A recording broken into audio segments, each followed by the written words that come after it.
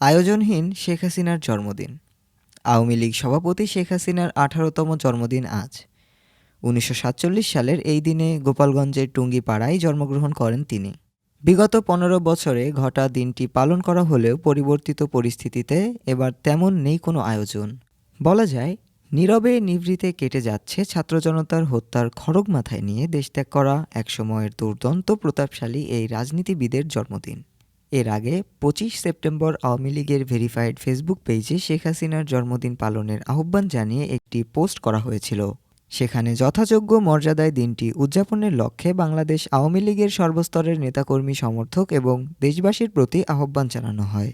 যদিও দুপুর পর্যন্ত সেই আহ্বানে সাড়া দিয়ে শেখ হাসিনার জন্মদিন ছোট পরিসরে উদযাপনের কোনো খবর মেলেনি।